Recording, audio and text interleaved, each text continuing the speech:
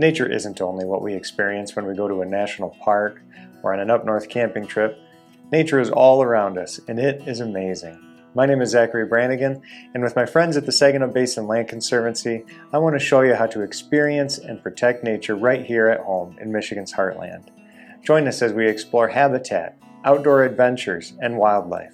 Learn with us about what others are doing and about what you can do to protect our natural world right here in your backyard. Welcome to Nature on Demand.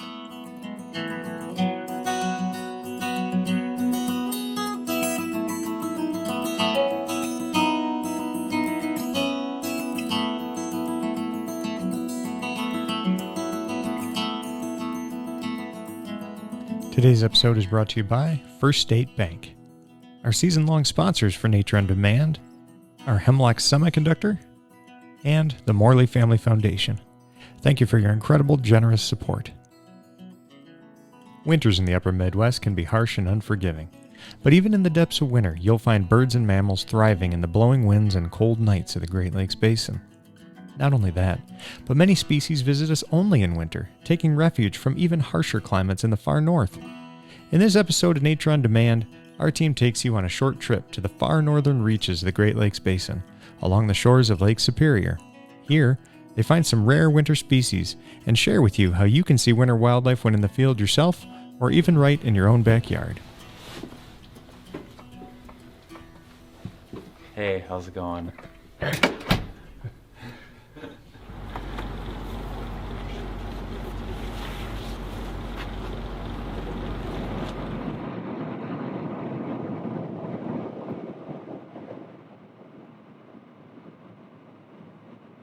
Thank you.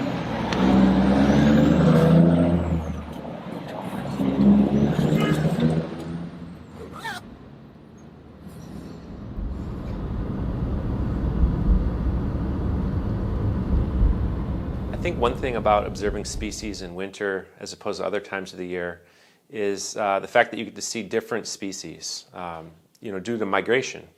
One example of that we see locally here are snowy owls. In recent history, we've been seeing them a lot more frequently. And they're a truly beautiful animal that we don't see in the summer. We only see them in the wintertime. Other examples could be a great gray owl. But then we have other species that stick around year-round in our region. A great example that you can see fairly commonly in the winter, and they're really easy to see in the winter, would be white-tailed deer.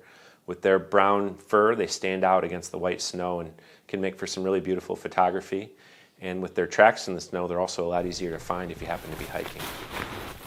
Quite recently, like in the last few days, there was a report that people have been seeing a timber wolf. It's definitely a lot bigger print than most domestic dogs you'd see. Yeah. Doesn't seem like a coyote print either. Winter tracking is a great time to at least observe the occurrence of animals that are very elusive. One example of this, when we were hiking in the Saxon Bog, was we saw gray wolf tracks. They're very, very elusive, very, very rare to see one of those, especially during the daytime. But by observing the tracks of the animal, you know it was there. We also saw snowshoe hare tracks. We saw some tracks from what we thought were grouse, wild turkeys, and so on. So, I've even been hiking before where I decided I was just going to start following deer tracks on my snowshoes, and I actually was able to find the deer that made those tracks, so that was kind of fun. At the end of the boardwalk here, there's this couple that carves owls, and they leave them for free for people to take as a little memory to their grandson. So they just ask that you sign the book so they know where across this country their owls are going. So that's pretty cool. That is awesome.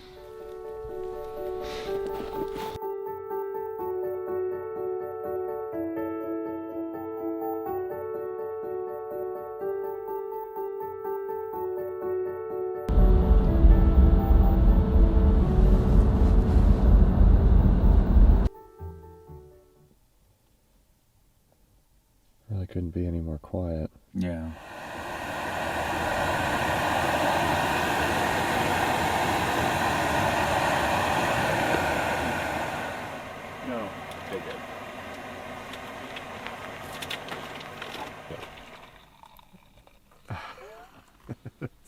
a little strong.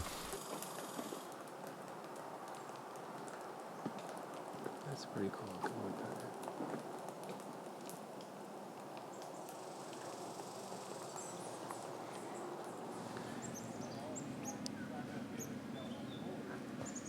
Saxon Bog is a unique place because of its bog habitat. It's in northern Minnesota, outside of Duluth.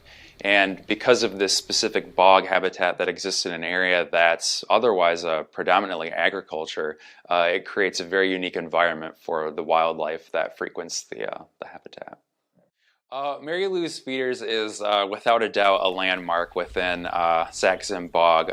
Aside from being highlighted, very prominently on the maps, it's a magnet for a lot of the smaller passerine species that you'll see in the bog in the winter because of Mary Lou's constant upkeep of a whole variety of feeders. So you see evening grosbeaks, black-capped chickadees, sometimes broiled chickadees. A lot of wild turkeys hang out there as well. But it's a great spot of respite for birders in the area because she also maintains a heated porta-john on site, which is a pretty respectable thing to do that you wouldn't otherwise have to, but definitely worth visiting.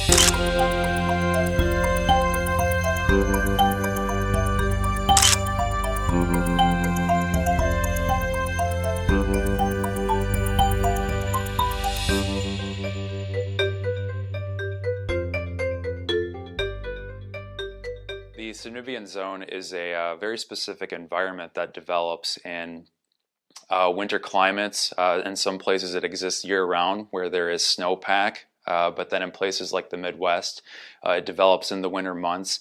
And it's a very unique space between the ground level and the bottom of the snowpack that allows small mammals such as mice, voles, to travel around in an area that actually somehow consistently stays around a 32 degrees Fahrenheit temperature. Sometimes you'll see red foxes that will actually punch into it, going after a vole, or in the case of a great gray owl, like plunging from a nearby branch where they can actually hear these animals moving in this layer beneath the snow on the ground. So it's very unique in terms of other environments or habitats of these animals.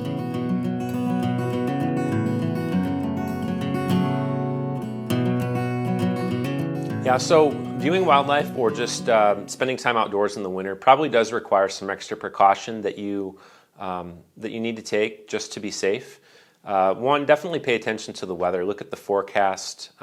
See if a winter storm is expected, ice conditions, etc., and then make sure you are dressed appropriately for the weather. Always make sure you have extra supplies in your vehicle if you are venturing someplace outside of an urban area or further afield. So make sure you have extra water, food, blanket, etc. And then another good tip is to make sure someone else knows where you're going. So if you don't happen to return when you anticipate being back, someone knows that you're missing and can notify authorities, and hopefully you just saw something really cool and we're taking extra pictures and stuff. But in case something does happen, make sure someone knows where you are. We're looking for a porcupine den. Porcupine den. At the end of this trail, right? I think we can find one, yeah. Trev, there's the porcupine den. built into the base of the tree there.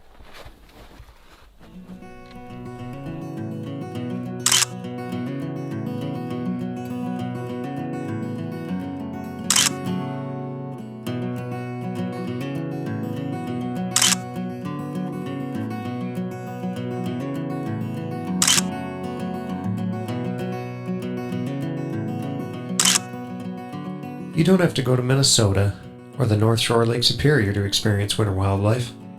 You can find it right here at home. First of all, make sure you get up early. You want to be there before the animals are stirring. Also, make sure you dress for success and safety. You can never be too careful. Next, make sure you're going to the proper habitat. Do a little homework ahead of time about exactly what you're looking for. Next, look for signs like tracks or scat. Especially in the wintertime, it's easy to find. Also, make sure you're finding food, water, and shelter for the animals you seek, because usually they will be nearby. But most of all, make sure you're patient. Sometimes it's hard to find wildlife in the winter. We hope you enjoyed this episode of Nature on Demand.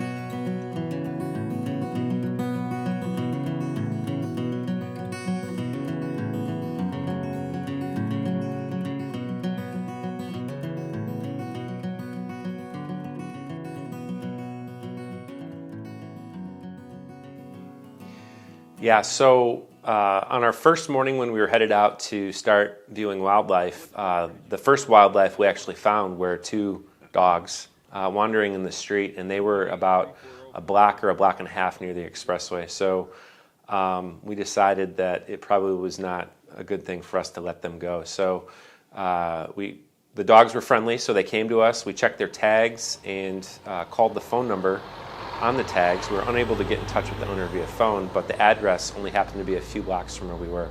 So we actually walked the dogs back to their owner. The gentleman was very thankful, and we went about our trip. It's one way to start the day.